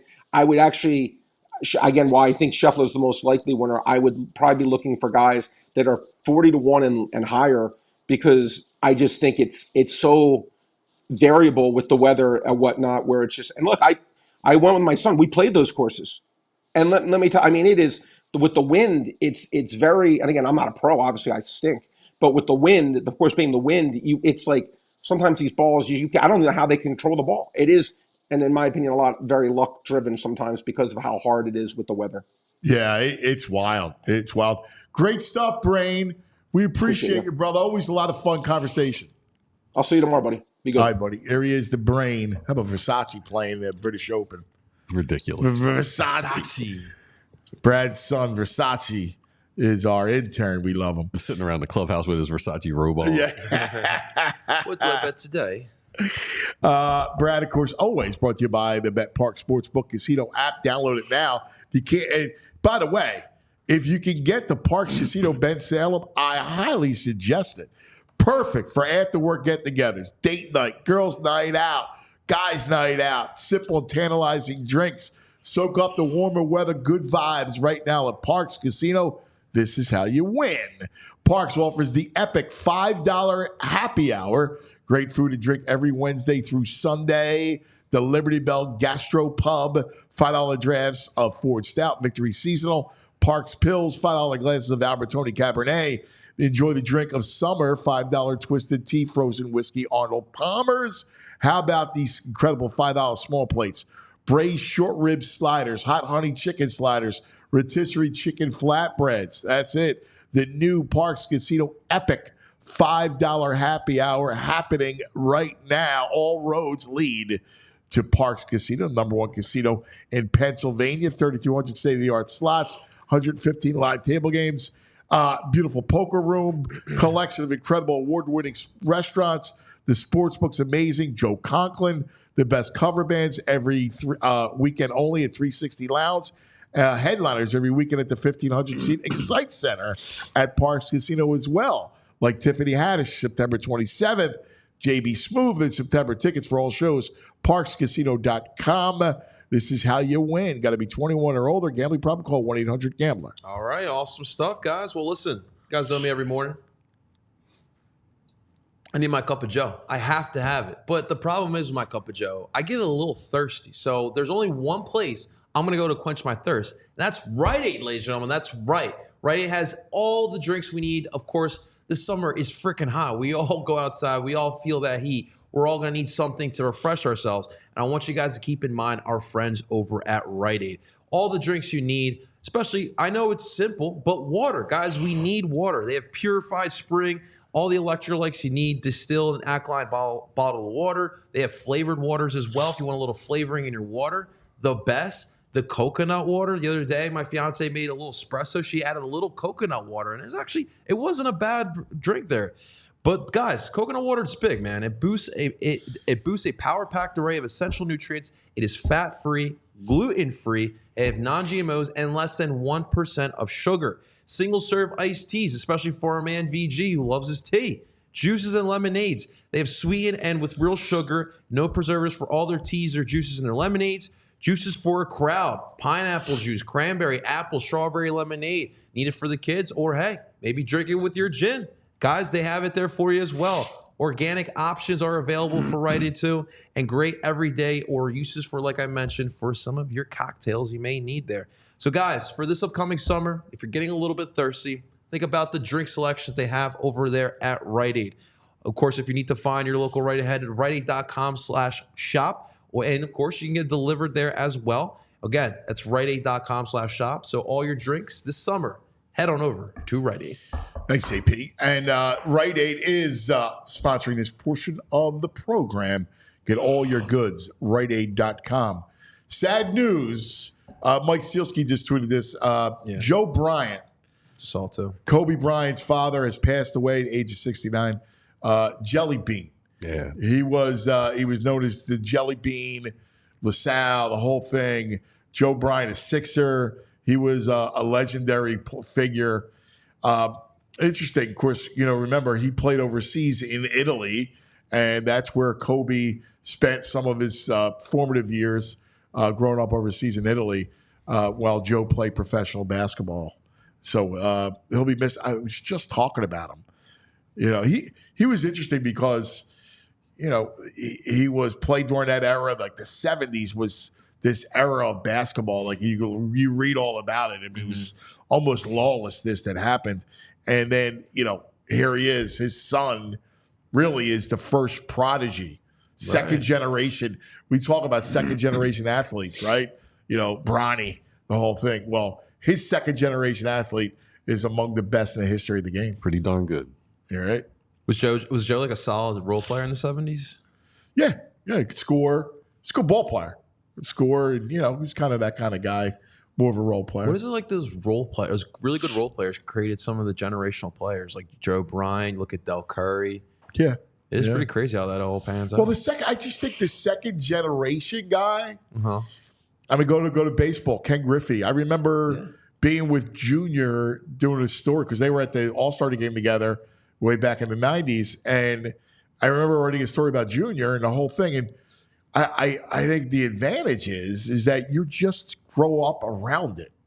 Like if you grow up around it, obviously you'll have advantages and You have the gene. First of all, you have the gene pool, right? So that's number one. Number two, you'll have the fiscal advantages. But really, I think you're just growing up around it, which allows you to kind of get a lot of it. I remember Junior telling me about like osmosis and just being in the clubhouse and being around the game and hearing batting practice and watching batting practice. And, you know, the game, the knowledge just kind of seeps in because you're always around the ballpark. I mean, Kobe and Steph definitely had an advantage, right? But they also had that hunger, which I definitely made them into being generational players throughout in the league there. Well, Kobe was wired completely different. I mean, he Mama was mentality. It's a whole, mindset. Yeah, badass. Yeah, he was. He was badass. He was one. Like I always remember one of the great stories that AI told. That AI met with Kobe, and they went out and had dinner, right? And it was like in L.A., and the two of them are having dinner. And after dinner, Kobe went to go work out, and AI went to go party. And that's basically, It's a difference. Like Kobe was maniacal about being the best. Yeah. And so everything else would be put on hold. That's the lesson. Like, you know, you want to talk about the lesson of the achiever. Yeah. But I think a lot of it is like how you're wired. Yeah. Well, in that interview we played earlier with Bryce, he said with the Phillies clubhouse, he's like, we're a group that hates losing more than we like winning. And there's just that those hate people losing wired like thing that. is so spot on. Yeah. How much do you think this year the NLCS loss to the Diamondbacks is pushing this team? I think you're right. I think it's a big deal. I do. I think they looked at it and I think they were like us. They didn't think there was any way in the world they were losing that series. I know. You're coming home to Citizens Bank Park, a place where they owned, right? You're up 3-2. Yeah. You got 2 shots at it. You know, and that's even more stunning than Game 5 against the Cardinals in 2011. The fact that they lost 2 games. And they lost the same way, right? Which is the Diamondbacks pitch you backwards. Yep. Start with that faft. PFADDT. The start, a young rookie. Yeah, I didn't even remember that guy's name, so you said it. Yeah, for the Diamondbacks. But they pitched them backwards, right? Remember, the first part of the series, they were just annihilating baseballs. Yeah. Long ball, it looked like they were like trying to hit wiffle balls all spinning around. They were just whiffing and whiffing. And I mean, you got to figure like after Game 5, like they're thinking to themselves, like, yeah, we got this. Yeah, they might have scored themselves a little bit. I think certainly. And like, what do you want to do? You want to come home 3-2, right? Yeah, you come home 3-2. You're a lock. Yeah. You're going to win the series. And I do think that they hated that feeling. It's the same core, right? It's the same clubhouse. And they're going, we're too good for this. How in the world we're going to? So I do think that's driving them. The only problem is that baseball's such a weird, funny game in that way that you can't will yourself to win. Yeah, it's definitely tough. You're right. I mean, that's what Larry Bowa said, right? Larry Bowa is still. You can hear it now. Unquestionably, they're the best team in baseball, right? Everybody will tell you that. Yeah. But with Larry Bowa's in the back of his mind, and he said it to us the other day, man, I'm worried about what will happen during that one layoff of the wild card series. What will happen will rust set in? Will their bats go silent? You know, we've seen the lesson of the Braves. That's his biggest concern. I get it. It's a long season. Yeah, I don't know. I don't worry about that with this group. You know, I want these pitchers are going to need the rest. Yeah, I'm fine. I think. But it's gonna don't be you good. think like nobody, not even this group, is impervious to that? And it's not to say it's a lock that will bite them. Yeah. But I don't think makeup has anything to do with it. I think it's just. I think it does. I mean, I think the group mentality with these guys right now. Yeah, I don't think they're just going to sit around for that week. I think right now they're going to be grinding that week, getting their timing down and everything. Yeah, but baseball's a sport, and that's my point. Is that It's not about work. Every team. Do you think the Braves were going to No. the Bahamas? Nah, but they're chilling. No, the point They're is, like is that Sirianni when they get that week off. well, he's got to take a shot at Sirianni every chance he gets. So, boy, I hope he sticks it right in your gigi. So do I. I want to go to some playoff games. But my only point is that it's a tough game to replicate. Yeah. Because even when you're get you. pitching live, you're really not pitching live. Well, see, I think that where, last year's NLCS loss is going to come to play is like right now, obviously they're going through the attrition of the season. Had a couple injuries. Obviously, it's a long season like we always talk about. But come playoff time, if they happen to go through that bye, I really feel like that's when Bryce or even Top would be like, guys, remember when we were at the spot last year? We got to finish this through. I think that when it's going to push through, they'll be fine. Yeah, When it comes listen, playoff time, I feel very good about it. But I get Bo's worry. I think we're all kind of, you understand it. Like, that's the only thing. They're so much better. And obviously the Dodgers in any series, but they're so much better than anybody else right now, Atlanta included. We'll see what they do. You feel great about them going to the World Series. Now, Dodgers, we'll see if Glasnow comes back, Yamamoto, and the status of their rotation, because their rotation was dinged. But the Phillies are a really, really good team. Like that. I mean, that's how you take solace. And they're incredibly lovable. So, you just can't. The home run derby was awesome with Bohm and seeing those guys. And I can't wait to watch tonight. It's must-see TV. Yeah. Right? You got to watch it tonight. I cannot wait for tonight. I know. Yeah, really fun. This is going to be so much fun. I can't tell you the last All-Star game that I couldn't wait for. And it's tonight. Did you see the starting lineups already? Yeah. Mm-hmm. Yeah, it was great. JP, tell us about a little FOCO. Oh, FOCO. I'm excited, guys. Obviously, look, guys, we are currently in baseball season. We got football coming around the corner. Guys, I'm already starting to look for some gear. It is never too early to look for some gear for this upcoming season. And there's only one place to look for gear, and that's with our friends over at FOCO. Guys, they are the leading manufacturer for sports and entertainment merchandise with a product line that includes apparel, accessory, toys, collectibles, novelty items, and much, much more. They have the best officially licensed gear for all sports and all fandoms. Go into a baseball, hockey game, whatever it may be. Show off your love with your favorite team's branded gear over at FOCO.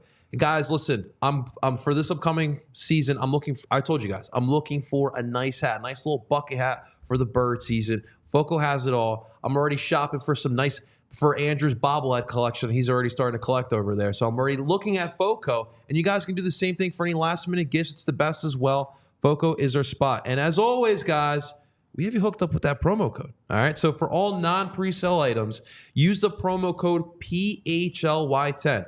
That'll get you 10% off. Again, all non-presale items, promo code PHLY10. That'll give you 10% off. So head on over right now. Check it out now. Find any of the gear you may need. Looking for a t-shirt, looking for a bobblehead, whatever it may be. Head on over to FOCO and remember to use that promo code. Thank you to our friends over at FOCO. And a reminder, guys, that it is currently 10:28 in the morning here on the Anthony Gargano Show.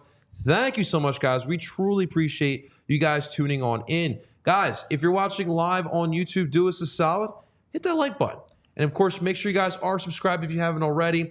Not only do we have this amazing show we have here, but all of our great roundup here for PHLY Sports, the Sixers, the Eagles, the Phillies, the Flyers, and, of course, the Union as well. We have them all lined up here for you. And here's what is on the docket here today for PHLY Sports.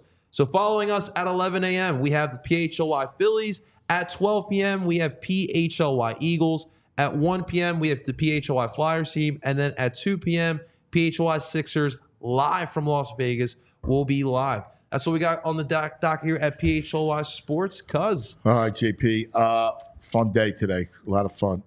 One thing that we're doing this week, it's rank week across all of our all-city markets. We are ranking the most memorable games in Philadelphia for us. So the last week we argued. We did the top 25. Each of our beats, the all PHLY Sixers, Phillies, Eagles, and Flyers, they did their own top 10. They're unveiling their top 10. We then narrowed the 40 games into 25.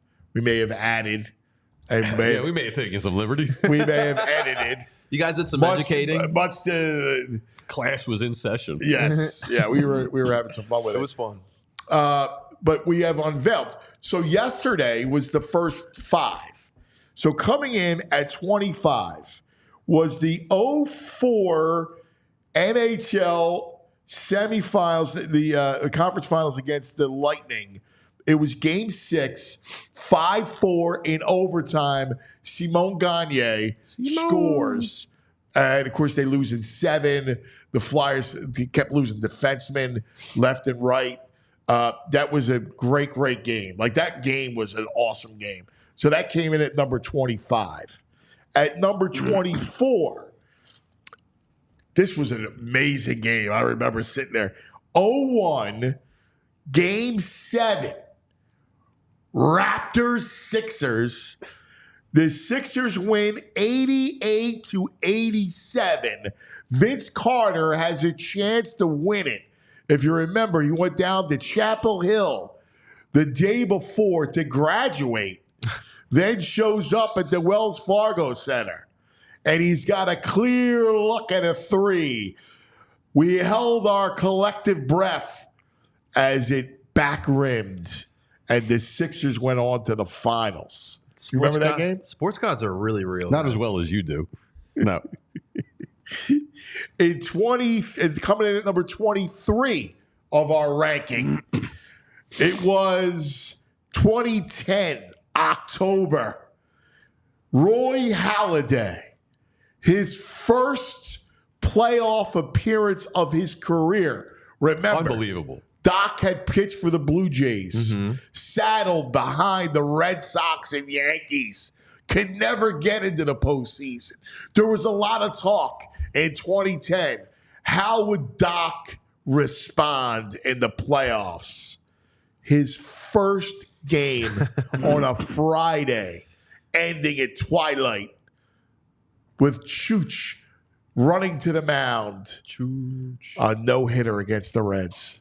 Only the second ever in postseason history. It's wild. I'll never forget how just dominant the Reds were decent. They're a playoff team, the whole thing. Yeah, they were He had just been waiting for that moment. He's a guy who's just dialed in and hated to lose. He was. He was the hate to lose guy. Yeah. See, you know what's funny? My biggest gripe with Donovan McNabb, right? Because he was a terrific player. He really was. He had terrific skills, right? The whole thing. He was a very, very good quarterback. But what he wasn't was a hate to lose guy. Nah. He was fine with, he smiled, which drove us all crazy after a I mean, loss. that was, I think half of that was just kind of how he reacted. Nerves, yeah.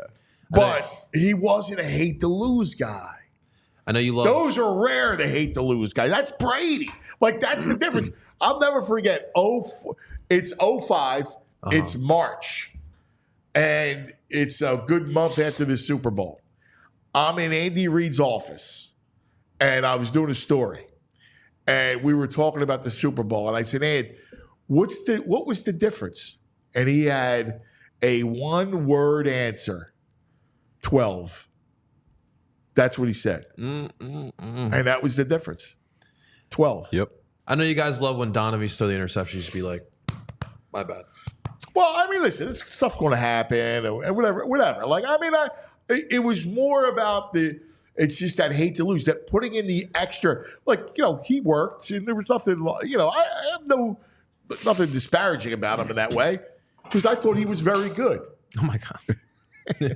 I did. I thought he was very good. That's something fell. Yeah, you talking bad about McNabb. What happened?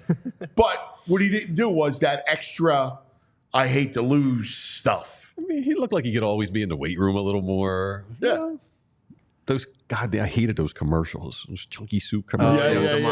Yeah. Anyway, coming in at number 22. The Miracle of the Meadowlands, Roman numeral 3. That, of course, Deshaun Jackson, Tom Coughlin, the coach of the Giants, red-faced from the wind. It was December the 10th, cold, blustery at the Meadowlands. The Giants had controlled the game. The Eagles were on the comeback trail. They had forced a punt.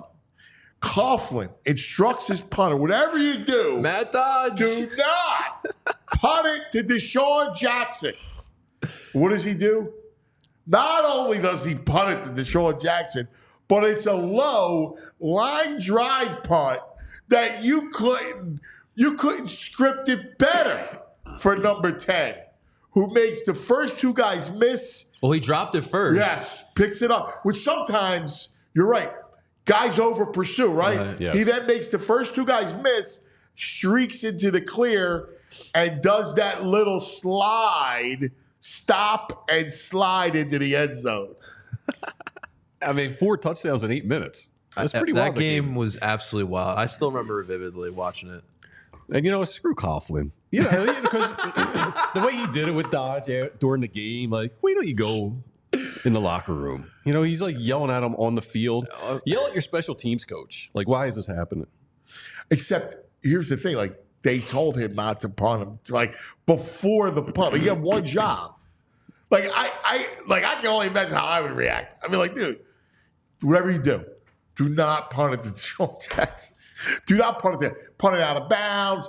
I don't care. Whatever you do, don't punt it to the guy 10. All right? Don't give a. And not only did he punt it to him, but it was a straight arrow line drive right there. I mean, I can you blame the guy? The dude never got a job again in the league. Coughlin or Dodge? Dodge. Oh. Matt Dodge never got a job again. Yeah. I mean, you wouldn't be upset? I would, but I'm yelling at my coach. Eagles legend Matt Dodge. Even if you told the player. Yes. Or I'll do it in the locker room. Like on the field like that. I'm like that. I don't think he's I mean, I think you just blow your top. Not only did you blow the game because you were up big. Right? They were up big in that game. Yeah. I'd be like, go yell at the defense. Yeah, you should be mad at the defense. 3 I was about to touchdowns say. in 8 minutes. You're going to put this on me. Get out of here. Well, you know, he could have handed it to him better. Was Spags was the head coach at that point, right? In 2010, yes. He was a D coordinator for the Giants. He was, yes. Coughlin's a hateable guy. He's one of those meetings at 8. You're late if you're here at 7:56. Yeah, you got to be there quarter. Yeah, yes. He What a was J.O. He was definitely a both feet on the ground. Like those coaches is funny. Those coaches like from back in the day, and they kind of went extinct right around like 2010, right? But we were like, when you're in team meetings, you have to have both feet planted on the ground. Yeah, get out of here with that. Like they were serious with that. But what's the thinking behind that? You're more at attention. Yes. You know, like they didn't want you slouching. They didn't want you sleeping. Can't put your feet up on the table. You can't even cross your legs. Can you guys guess the defensive coordinator in 2010 for the Giants? Oh, I don't know. Perry Fuel. Perry Fuel. Wow. That's a name from the past. Right? Yeah, that's why they gave up 3 touchdowns in 7 minutes. So coming in at 21, Game 6 of the NLCS 1993.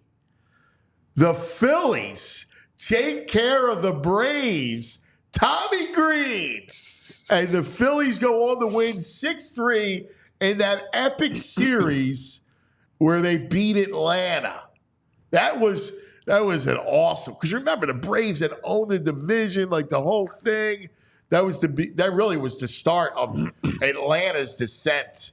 They had owned it, I think, starting in the 90, because they beat the Pirates in that series. Sid Bream. And Mickey Morandini's most important play of his career. Hitting that dude in the leg, Greg Maddox in the calf with the ball. Delco's own Mickey Morandini. Did you go back? Have you watched any of these games? Oh yeah, yeah. I've been starting. Some of these obviously I haven't watched. But YouTube, you can check out. Yeah, I definitely started. The beauty of YouTube is the greatest. I know.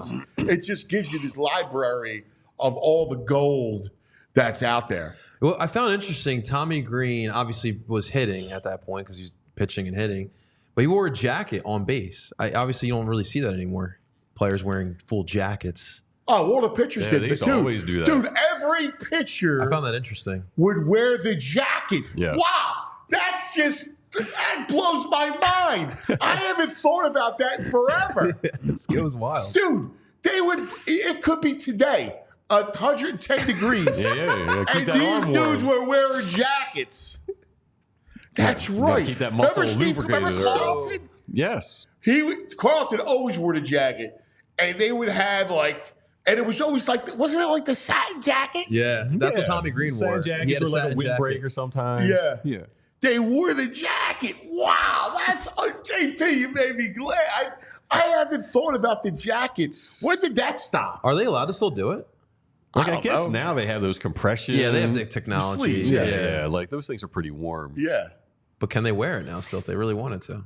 Well, obviously you don't have pitchers. Yeah, why wouldn't you? Yeah. Go out there anymore. Well, you don't have pitchers on base anymore either. True. Yeah, with the universal DH. But wow, I haven't thought about that in forever. And everybody did it. Like if you were on the Pirates, they would wear the black pirate jacket. Yeah, that's kind of cool. Right? Like all those the Cubs with that kind of that sky blue, that blue color. Mm-hmm. Royal blue. Yeah, the royal blue. Yeah, it's a good look. It was a good look. Yeah. It was actually like, great. yo, man, these guys are important. They got to keep this upper body warmed and loose. I can't believe that, man. That's cool. That's why it's cool rewatching some of these games. You know, the jacket. Wow. So yesterday when I was on the PHY Flyers, Bill obviously brought it up, the number 25, the Lightning and the Flyers game. Simone Gagne had a lot of big moments in Philly, but we don't really bring them up too often when we're talking about Flyers players. Especially he had a knack for playoffs. Like it was funny. The two great playoff players, Gagne and Briere, was a great. Danny was a great playoff player. Gagne was a good player. I agree. We don't talk about him enough. I feel like. Yeah, I agree. Yeah, he's all right. He's a guy. Oh, come on, VG. No, no love for Simone. One rose. He's fine, Simone. I mean, we have such a whole of good Flyers years and decades. Like, yeah. Well, he was actually part of the. Okay. He was actually part of the good Flyers. What if the lockout didn't happen? Where would that team have been? I don't even remember what lockout. What are we talking? So the year after 05, obviously you have the lockout. 04 was this series against the Lightning. That was a solid team. Obviously, you lose a bunch of blue liners. That freaking kills you. Yeah, well, it was a great series. It really was. Anyway, that's the 5. We're going to unveil another 5 today. I will just give you one spoiler that coming in at number 20 is one of my favorite games, and we're going to reenact it. We may reenact it with the college version a little bit later on, but we're going to talk about it tomorrow, and that's the Monday night Chip Kelly's first game. Hey, spoiler alert! Coach, I said spoiler alert. Oh. As the coach of the Eagles, the Monday night against Washington, and to this day I never saw anything like it. So we got to talk about that tomorrow. That'll be a part of it. But we'll unveil 5, including that one. That one comes in number 20 all week long, and then Friday we will do the top 5 on this show. All right, VG, time for some nugs. Nugs. I mean, it's time to just say, Andrew, play the song. So everyone saw this song last night. The national anthem of the Home Run Derby. 4-time Grammy nominee, never won. Obviously. Who books her? All right, well, here we go. Yeah, here we go. Oh, my God, dude. Did we get pranked? Oh, say does that star-spangled banner yet wave?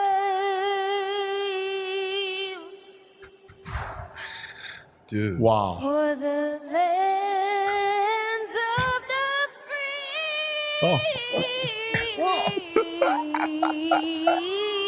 free. Yeah, stretch that out. What's her name again? Ingrid Andress. Well, the best is Bones laughing. Yeah, How of do course you he can't. not? Of course he can't hold it in. He probably like saw Bryce Harper or something. Right. He just starts Oh laughing. my God, that was the worst. And so here's the thing. So what I saw online was people who listened to her say they've seen her in concert and say she's not bad. I'm sorry, but that was terrible.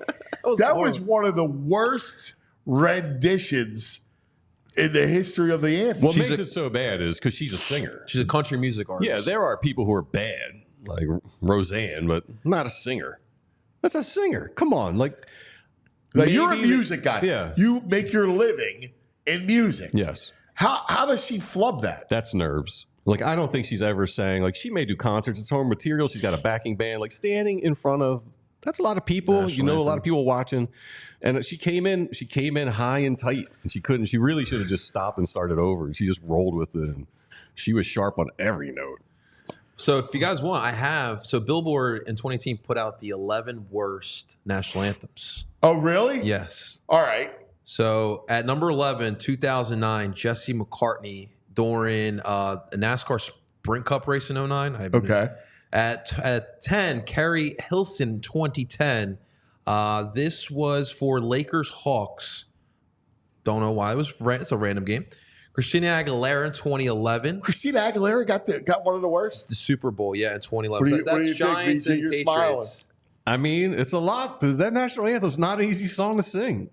The range is high. Like, you got to bring it down into your range. And in 20, That's good music knowledge right there by VG. in 2005, R. Kelly. No, enough said there.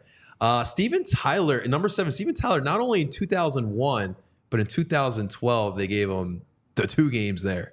He's a great soulful bluesy singer, rock. So that doesn't fit with the national anthem. I would think he would struggle. Okay. All right, Super Bowl XL. At number 6, we had Aaron Neville, Aretha Franklin, and Dr. John in 2006. Wow, I can't one? imagine they sounded bad. That's a nice collection of talent there. I mean, maybe they just did a weird variation of it because they do with Dr. John involved. It could be some Cajun New Orleans wacky version. Yeah. But there's no way Aretha Franklin's not able to sing the national anthem. That's for sure. Number 5, Scott Stapp in 2005. Oh, the guy from Creed. It was it Dallas. He came out with a Cowboys jersey on. Was it the Super Bowl he sang that? But this was for NASCAR as well. The Ford 400. It would be the Super Bowl. No, I think it was Cowboys. Yeah, it might have been like a Cowboys and might have Super been a Bowl don't go. Thanksgiving game. Number 4, Michael Bolton, 2003, Red Sox Yankees game. Bolton. The soulful, yeah. Number 3, the infamous one, Fergie in the All-Star game. Yeah, Fergie. By the was way, bad. why are these all a lot of the All-Star games have bad national anthems, which is ironic too. Like, it's just not in your wheelhouse. It's a weird song to sing, and I think a lot of times you'll see like the R&B artists, they just make it their own, and then people hate it. They're like, they ruined it in a song. No, that song's hard to sing, so they do it in their style because they know that that's how they're going to kill it. I sang it. Look at you. Let's hear it, At the bro. Phillies. You sang it? Let's hear it. At the Phillies At game. the Phillies? Yeah. Before Phillies game, Andrew? Yeah, it was 2008. Yeah, Wow, 2009. dude. How old were you? Well, I was in my school choir, but we did it. all right. You sang it amongst the choir? Yeah. That's awesome. The Drop a bass few baritone. bars. Oh, say, can you see? Wow. Andrew. Woo! That is good, bro. He sings and really dances. good. Wow. He does. Nice song Little and dance doo-wop. guy. All right, we got 2 more. At number 2, Roseanne Barr in 1990, which I think you Yeah, that was an alluded to. embarrassment. Yeah. And then number 1, we actually listened to this before going live. Kat the Luna 2008 at a Cowboys game. So she opened up by saying, "Jose, can you see?" Yes. Hey, Andrew, do you have Carl Lewis's? How does that? That's make out it there, on yeah. that list? That was This not is on the your list. Rite Aid back in the day moment. RiteAid.com. Carl Lewis, the great Olympian. Yeah, what is he singing for? Do you have it? Yeah, listen to this. This is Sounds like a parody. Dirty Harry said in one of his movies that a man's got to know his limitations. Charlie Steiner. Carl Lewis apparently didn't see the movie. If his rendition of the Star-Spangled Banner prior to the Nets-Bulls game last night is any indication, as a public service, we present now only excerpts. Ladies and gentlemen, our national anthem. All right, are we all ready? Yep. Here we go.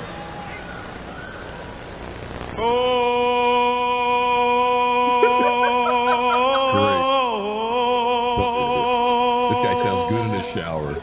Oh, say, can I thought he was you going to see? And the Rockets.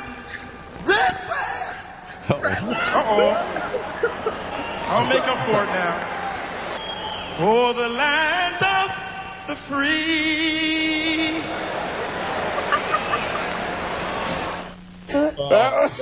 Look, Charlie Steiner loses it there.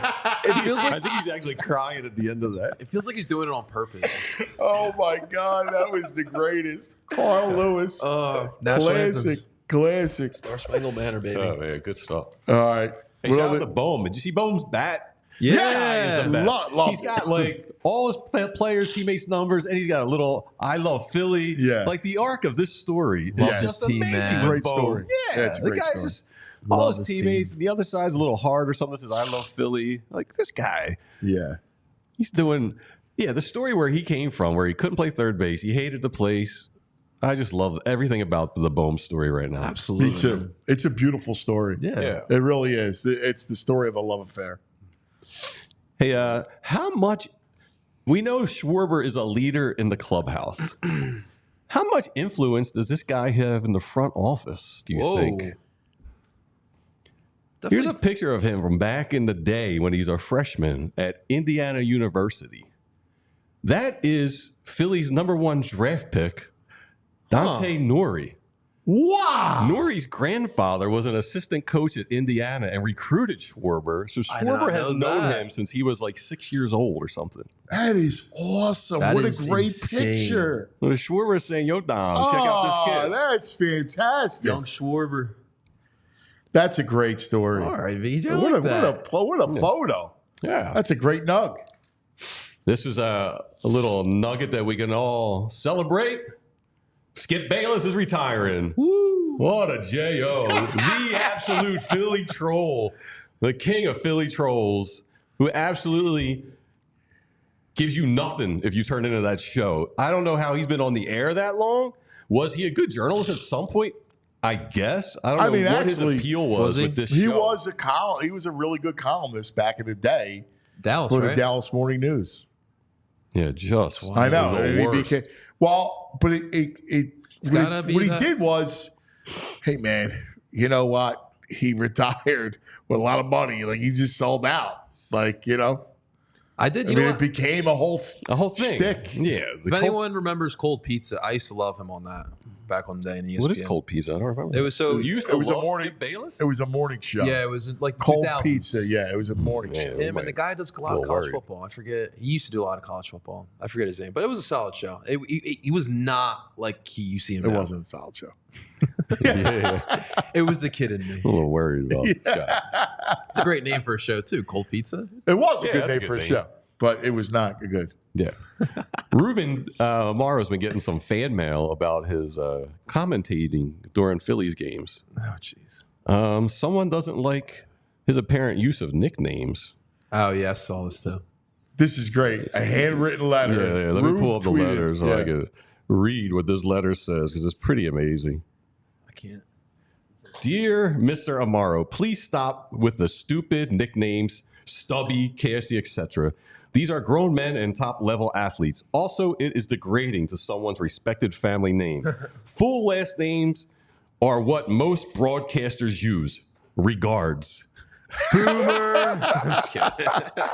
Now, that poor gentleman. Probably 97. He's probably right. I was going to say he's probably 92 years old. Yeah. Nice handwriting. From another era. The cursive said it all. Right. From another era. Right. Of this is how you do things. And his penmanship is beautiful. I mean, I know the young kids like when Ruben says stuff like that. Or when I think everybody below the age of 90 likes that.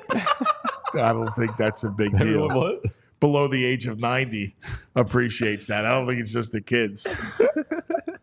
It's like baseball, man. It's kind of like how you reference. Yeah. Some reporters were asking Steve Kerr about Embiid. Oh, yeah. I guess he's not doing too well out there. So they were inquiring as to whether Embiid's rotation and minutes are going to be shrunk and if he's going to be rotating them. So this is Steve Kerr here. Coach, so Joel Embiid is clearly having a bit of a struggle with the pace of the FIBA game. Is there any thought at possibly rotating him with Anthony Davis or Bam Adebayo right now? Any thought of playing him with those guys? No, it's like starting AD or Bam over Embiid. Well, you know, these next few games, I'm going to continue to experiment with the lineups, and you know, Joel is getting better and better every day. You know, it usually takes big guys a little bit longer to get rhythm and flow, but I love Joel. He's a dominant player, and I think it's going to be important for us to figure out the best combinations and putting the right people together, and that's still a work in progress. Like, what is it with him being in shape? Like, I know he's a big guy, but he knows this was coming up. Yeah, but dude, he was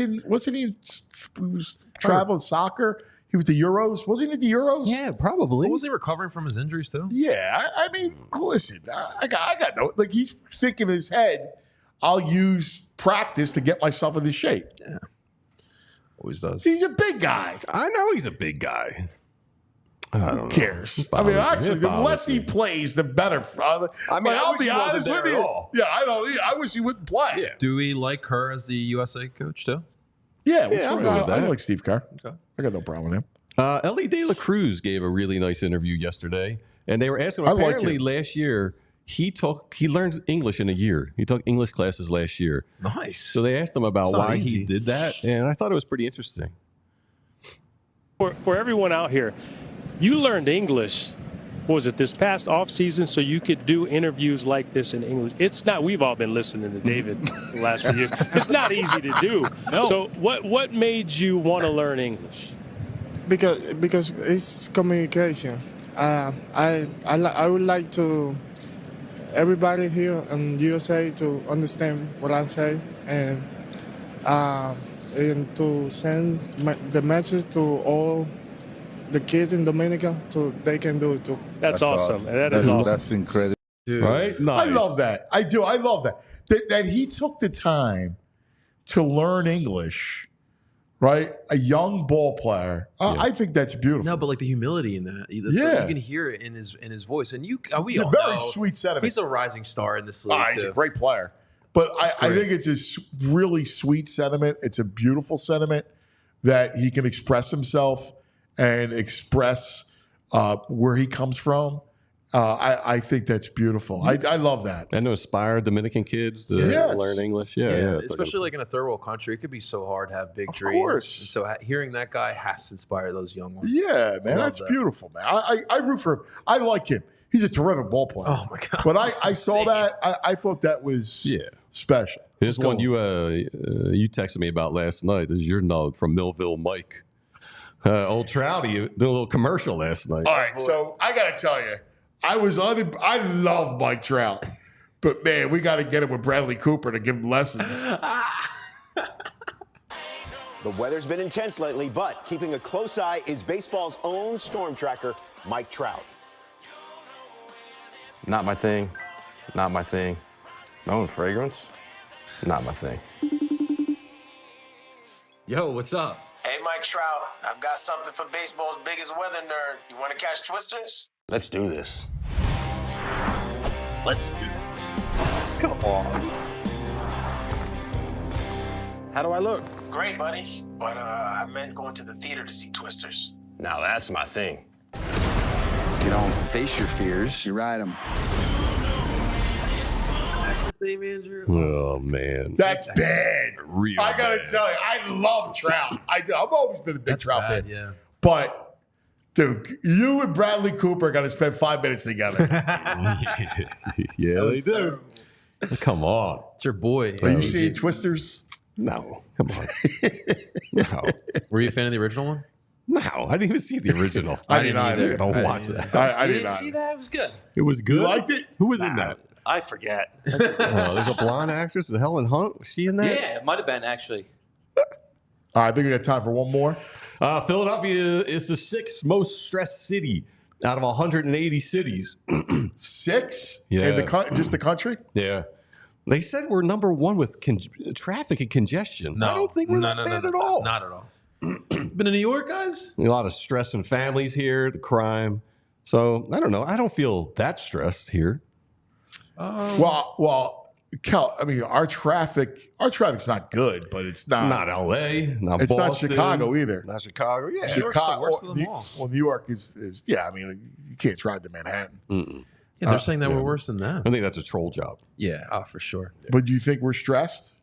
I'd say so. I mean, we're poor, so yeah. Right. We're a poor Poverty city, definitely so brings poverty that. brings a lot of stress and crime. That's why All right. All right, that'll on that note. All right, listen, guys, tonight must see TV, right? All Star. I'm locked in. Titans, man. The dogs will be walked Andrew. early. I'll be We're on my in. couch by 7:55. This will be a Philly spectacular tonight for the All-Star game. 3/4 of the infield, all Phillies. Yeah, it's going to be a can't blast. wait. Yeah, it's going to be a lot of fun. So enjoy it, everybody. Thanks to Andrew. Did a great job. Versace. Great job singing. Yeah, Yeah, you're going to do that Andrew. again. And I think we're all going to go play some college football 25. Oh, Nelly. Thanks for hanging, everybody. We love you guys. Be safe. We'll see you in the morning. We all silly like the mayor.